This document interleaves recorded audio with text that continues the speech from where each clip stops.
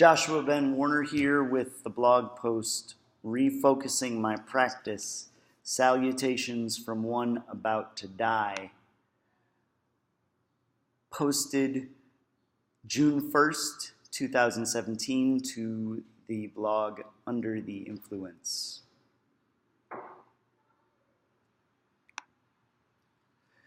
The Grim Reaper can kiss my sad, angry, and depressed white tuchus.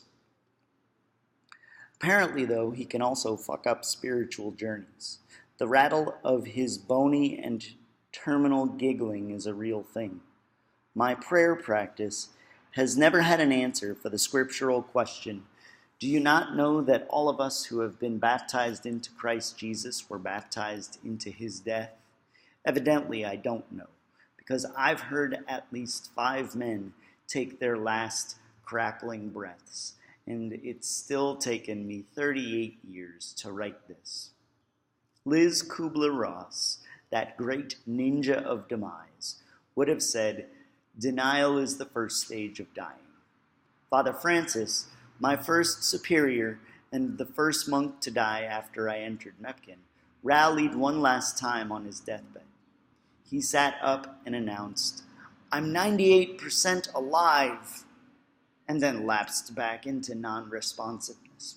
Father Stan, who would take Father Francis' place as abbot, heard of it and remarked, it's more like he's 98% dead. Both men were right, I think, but that's not the point. The point is twofold. For one thing, back then, I'd have heard gospel stories without allowing them to sink in. Jesus would have told Mary Magdalene not to hold on to him, that he hadn't ascended to the Father, and the only place the words would have ascended for me is in one ear, out the other. I was, however, at least beginning to understand something on a real level. Denial is the first stage of any transition. Nowadays, I can confirm this because amidst the shifts in my life, I've denied a good bit. I think zeal is a depressant. That is to say, it deadens the knowledge of one's own spiritual, physical, and emotional life. I took this drug in my first years as a monk. It fueled my denial for a great many years.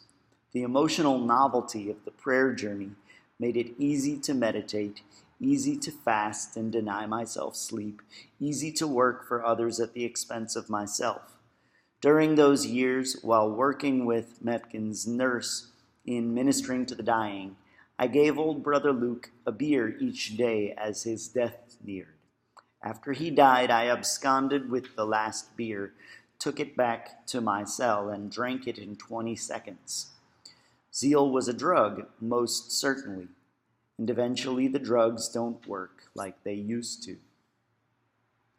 In the midst of all these men letting go of their mortal flesh, I was just beginning to deal with my own mortality. I've said this before. Years of living with a mild disability left me with mild PTSD and a tendency to dissociate. So it struck me as particularly strange when pain stored in my left shoulder or my legs began to distract my meditation. I dealt with this in 2 ways. Either I focused on the pain, mentally commanding it to relax, or I ignored it and returned to my breath. I didn't know it at the time, but both methods were missteps that neglected reality. Trying to meddle with my body's physical sensations confused attention with force, and ignoring them spiritualized avoidance. I wasn't listening. My body was trying to tell me I was powerless. The powerlessness of being beholden to providence is an important starting point.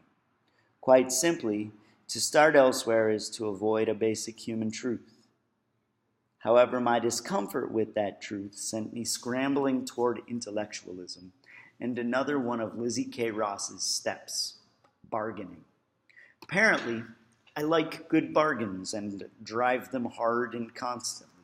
For instance, since I had ignored my feelings for years, when I first realized I had them, I got too caught up in their intellectual examination. During those years, I'd have said, anger is sadness we don't want to admit. I'd have had midrashim for every situation. I'd have said, our life echoes the life of the Trinity. Then I'd have begun plagiarizing again, this time from Cynthia Bourgault, whose work I'll reference later. To crappily paraphrase, all three persons of the Trinity proceed in an interconnected dance from fullness to emptiness. The Father waltzes from fullness to emptiness. The Son lindy hops from fullness to emptiness. And the Spirit does the freaking Charleston again from fullness to emptiness. Back then, and quite sadly, I thought death would be worth it so long as it yielded its cow pies of insight. For your edification, or whatever, here are a couple of those steaming piles. 1. There's a bloke in the Gospels whom Jesus appears to rebuke. The man wants to follow Christ and says, let me first go and bury my father. Church people assume Christ's response is a corrective. Follow me, he says, and let the dead bury their own dead. However, like a gladiator's cry of, we who are about to die salute you, this is Christ's acknowledgement that the person who had asked to bury his father had, in a way just as literal but less physical, died as well. The opening sentence of Dietrich Bonhoeffer's Cost of Discipleship is instructive here. When Christ calls a man, he bids him come and die. To the man with the dead parent, it's as if Christ had said, yes, go bury the dead, but know that your discovery of a desire to follow me is a death too. You'll learn the art of dying from your father first, then you'll learn it from me. 2. Self-emptying is not self-emptying if my intent remains intact. That is, if I am wanting total kenosis, I may arrive instead at emptiness of everything except myself. There's too much I and too much wanting blocking my desired renunciation. Jesus' time in the desert proves that ascetical tasks we take on willingly are easier. They leave our willingness intact. Jesus' death proves that renunciations with which we are saddled sit more awkwardly on our backs. All of this is absolutely true. Life really is a journey from fullness to emptiness. The borrowing of words, though, the clinging to insight, masks the fact that half of that cycle scares me shitless. Paying attention to bereftness is not one of my talents, not even in exchange for insight. Remember that thing I did after old brother Luke died? I had a beer. Had I been awake enough, I'd have seen this simple deed pointing my way through another one of Lizzie's steps. Depression. The unfortunate truth is that upon leaving the monastery, alcohol replaced zeal as my depressant of choice.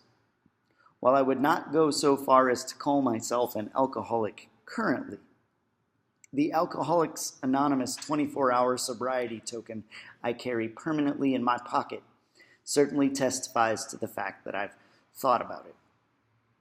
What I know now and know for certain is, after the monastery, I used a depressant to drive out depression. By and by, these years proved the maxim, if Satan drives out Satan, his kingdom cannot stand. I came to question whether my depression wasn't self-inflicted, induced by morbid fascination with feelings I couldn't change, and whether alcohol best remedied the problem when it still occasionally arose. 2 things happened to initiate a shift within a span of a few months. First, at the Catholic school where I teach religion, we had Ash Wednesday Mass. At the last minute, I was asked to distribute ashes. It was an easy task to accept on the fly, as I was a church nerd from of old, comfortable with the role's ceremonial words and actions. So person after person approached, Remember, you are dust, and to dust you shall return. That day my last taker was a woman holding her 6-year-old daughter's hand. I distributed ashes to the mother, then paused tentatively. The woman knew what I had in mind and with a glance indicated consent. I took a knee, blackened my thumb, and told the 6-year-old she was going to die. Afterwards, it struck me how odd and important it is, this task we have of helping the young prepare for death. In my head, the words sounded older than I felt. Perhaps, I thought, I had grown a little closer to accepting my own mortality. On the recommendation of a friend, I bought a book on tape copy of Cynthia Bourgault's The Wisdom Jesus. In some respects, the book was hard to get through. It vacillated a bit too haphazardly between being written for serious practitioners, such as myself, thank you very much, and newcomers to monastic practices, but it made points whose salience is undeniable. One of Bourgault's sacred cow pies is this: self-emptying happens on the level of energy, not intellect. It led me to a piece of insight. Self-emptying can't be called by that name for me until the body that I die in becomes my teacher. In prioritizing method, I ignored the data that the tensions in my body can reveal. I had lost sight of my emotions for the insight they yielded. But that data itself is counterintuitive. The body doesn't have a lot to say. It does, however, contain much to be felt. And so I refocused my practice, and it brings me back to what was ultimately an old truth. Like St. Paul, we die daily. We do it in union with Anthony of the Desert, to whom those words were famously reapplied. I do it in union with Brother Edward, the old monastic cook. Third-class relics of Ed, things he's touched, not bits of his bones, hang framed in my kitchen. While I cook, I remember how he carried cancer around for 2 years. The whole time, he was undiminished to the befuddlement of his doctors in the ability to care for others and himself. I was in formation at the time, which meant showing up at more classes than I cared to attend, having more responsibility than I could handle, and sitting through more meetings with my junior master than were helpful in dealing with it all. In any case, Eddie knew I found formation a chore. He said something, by and by, that humbled me. I haven't opened the rule of Benedict since I was a novice, he said. Then, pointing to his swollen midsection and legs, where the cancer had visibly taken up residence, he said, "But I suppose dealing with this is my formation." In the end, Ed's body was his teacher. These days, part of my practice is a simple yoga nidra meditation. This sleep meditation is cause for a simple body scan, cause for seeing the tensions I've stored there. The old struggle of trying to resolve or ignore tension is less of a problem because I'm half conscious when it happens. These days, I feel my feelings more often, even if I can't describe them. Closing the eye that prays for a while limits my tendency to extract teachings from prayer times, provides less material to later egotistically misuse. Each person's body is an exhortation. This is what Jesus was teaching Mary Magdalene while I ignored it. This is what Eddie was teaching me that I denied and then medicated for years. Each person's body is a koan, an illogical question to which their lives become a single illogical answer. Do not hold on to me, they say, for I have not yet ascended to the Father. Neither have we, and so letting go is our job too.